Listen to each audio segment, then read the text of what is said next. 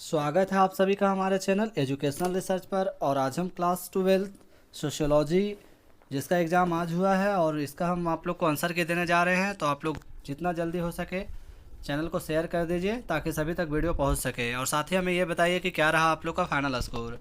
तो प्रश्न संख्या 1 क्या पूछा गया है, देख लेते हैं। प्रश्न संख्या 1 पूछा गया है कि किसने कहा समुदाय सामान्य जीवन का एक क्षेत्र है। बड़ा अच्छा प्रश्न है और इस प्रश्न का सही आंसर चला जाएगा ऑप्शन नंबर ए के साथ मैकाइवर एवं पेज के। इसी तरह प्रश्न संख्या 2 जो पूछा गया है वो है उदार राष्ट्रवाद का काल है। तो बच्चों उदारवाद का राष्ट्रकाल जो होगा वो क्या हो जाएगा, 1885 से 1905 हो जाएगा। तो ऑप्शन नंबर ए इसका करेक्ट आंसर होगा। अब हम प्रश्न संख्या 3 को देखेंगे जिसमें कह रहा है किसने कहा मनुष्य को यह समझ लेना चाहिए कि वह अपनी गरीबी का स्वयं ही कारण है। तो इसका जो सही आंसर होगा ऑप्शन नंबर डी के साथ चला जाएगा। थॉमस रॉबर्ट माल्थस के अनुसार ये इसका सही आंसर होगा। अब हम प्रश्न संख्या 4 को देखेंगे। कह रहा है पर संस्कृति का संबंध है। तो पर संस्कृति का जो संबंध होता है वो होता है संस्कृति से, यानी ऑप्शन नंबर बी इसका करेक्ट आंसर होगा। प्रश्न संख्या 5 कह रहा है क्रिश्चियन ऑफ पेट्रियार्की नामक पुस्तक किसने लिखी। तो यह पुस्तक जो लिखा गया है वो लिखा गया जी लार्नर के द्वारा और इसी ने इस पुस्तक की रचना की है। तो ऑप्शन नंबर डी इसका करेक्ट आंसर होगा। अब हम प्रश्न संख्या 6 को देखेंगे।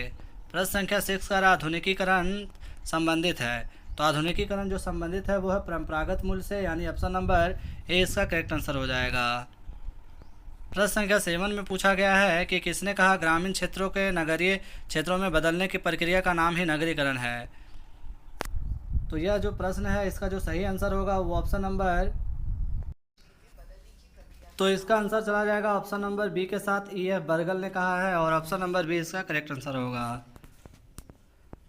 प्रश्न संख्या 8 में पूछा गया आदिवासी महासभा एक संगठन है। तो ये संगठन है मुंडा का। ऑप्शन नंबर सी के साथ चला जाएगा, सी इसका करेक्ट आंसर होगा। प्रश्न संख्या 9 कह रहा है कि सर्वाधिक यानी कि आदिवासी आबादी सर्वाधिक किस राज्य में है। तो इसका जो सही आंसर होगा ऑप्शन नंबर, तो वैसे तो इसका आंसर यानी कि मध्य प्रदेश होना चाहिए, लेकिन ऑप्शन में नहीं है। तो ऑप्शन यहाँ पे चला जाएगा ऑप्शन नंबर बी के साथ, यानी कि छत्तीसगढ़ के साथ चला जाएगा। वैसे उड़ीसा भी नहीं है, वरना उड़ीसा भी हो सकता था इसका आंसर। अब हम प्रश्न संख्या 10 को देखेंगे जिसमें कह रहा है निम्न में से साप्ताहिक बाजार कौन है। तो आप लोग को पता है जो सप्ताह में एक बार लगता है उसे साप्ताहिक बाजार कहते हैं। ऑप्शन नंबर ए के साथ चला जाएगा। प्रश्न संख्या 12 कह रहा है हरित क्रांति का उत्प्रेरक कौन है। तो उत्प्रेरक मतलब नए किस्म के बीज, जिसमें से आप लोग को पता है HYV हाइपर एलिडिंग वेराइटीज बीज का प्रयोग किया गया था 1960 के दशक में।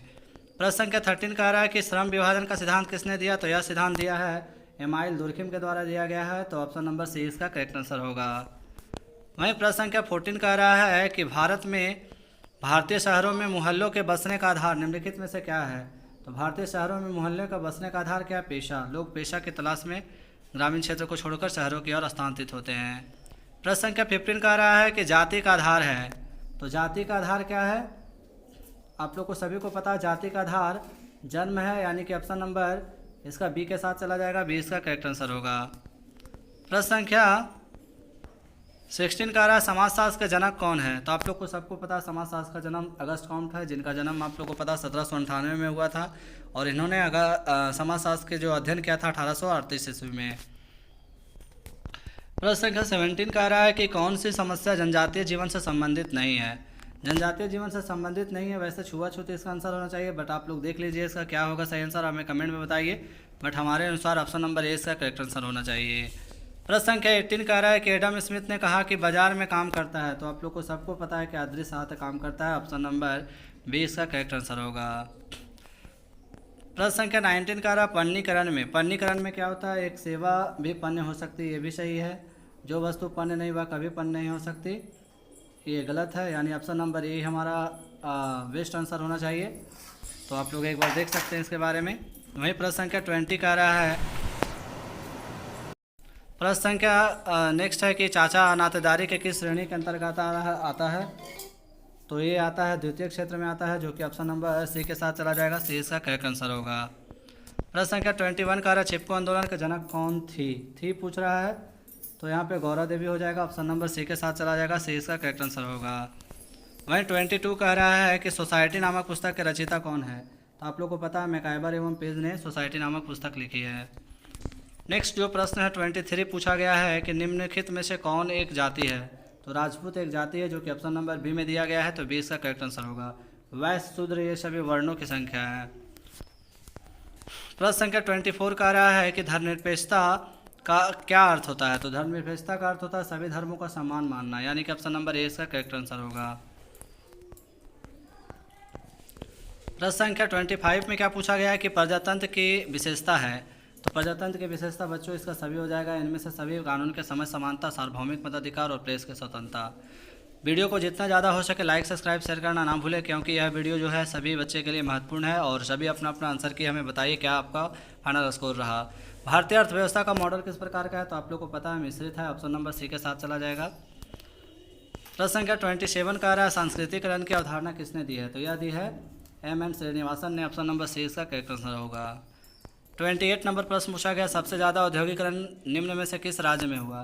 तो ये हुआ सबसे ज़्यादा औद्योगिकरण हुआ है महाराष्ट्र में, जो कि ऑप्शन नंबर डी में दिया गया है, तो डी इसका करेक्ट आंसर होगा। प्रश्न संख्या 29 कह रहा है कि प्राथमिक समूह की सबसे बड़ी भूमिका है। तो विचारों एवं व्यक्तित्व का निर्माण करना, यानी कि ऑप्शन सी इसका करेक्ट आंसर होगा।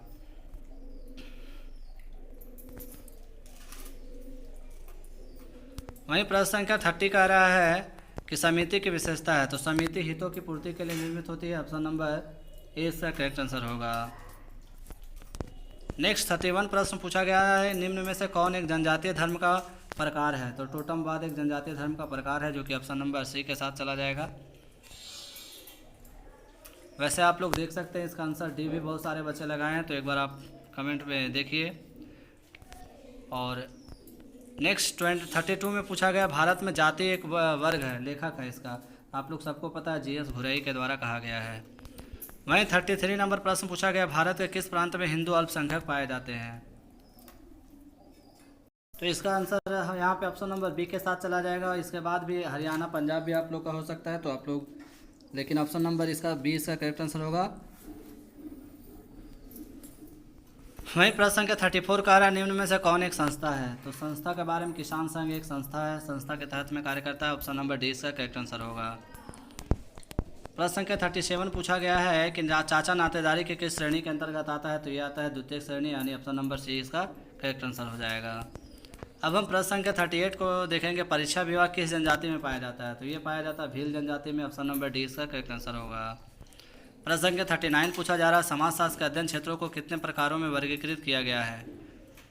तो इसका जो करेक्ट आंसर होगा वो ऑप्शन नंबर बी के साथ चला जाएगा, 2 हो जाएगा।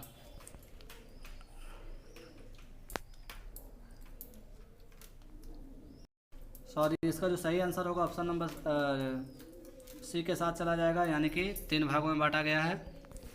वहीं प्रश्न संख्या 40 और आखिरी प्रश्न जो पूछा गया आप लोग का वो है मानव पारिस्थितिकी के घरेलू पहलू कितने पहलू हैं। तो मानव पारिस्थितिकी के 2 पहलू हैं, जो कि ऑप्शन नंबर ए में दिया गया है, तो इसका करेक्ट आंसर होगा।